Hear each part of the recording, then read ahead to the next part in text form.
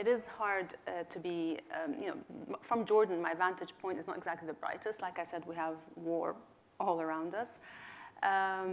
And some days it's very difficult, especially when you see images of young children in Syria on the streets gasping for air, as we saw last month after the chemical attack.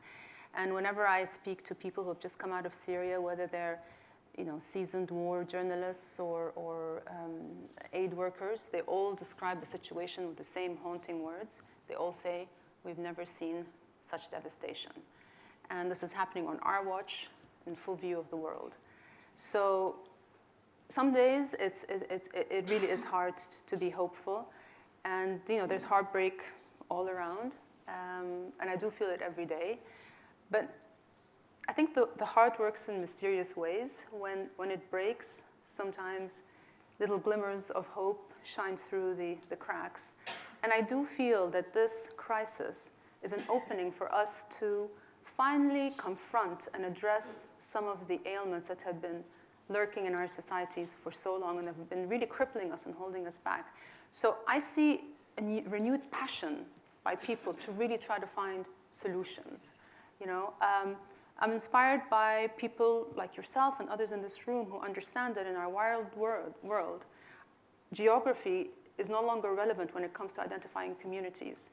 And it's no longer relevant when it comes to identifying problems. So a problem that's happening halfway across the world is a problem for you. You understand that, and that's why you want to engage in finding the solutions.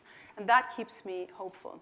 I'm always optimistic when I speak to young people in our region who are really on the cutting edge. They're really bursting with creativity, and they're propelled by this drive that I haven't seen anywhere else. They really want to make a difference. I look at Jordan, it keeps me hopeful when I see a country that's defied every single odd and is not only just standing, it's trying to provide an example. I know that our ambitions far exceed our resources, but I think it's in that gap that the magic happens. So in answer to your question, I remain hopeful not by looking at what is, but on focusing on what can be. There's tremendous potential in our region that can be unleashed if we do the right things, the right policies, reforming our education system, more transparent governance, looking at how we manage the private sector and the kind of incentive and the kind of environment we provide for our young entrepreneurs. All those things can really change the course of history for the Arab world.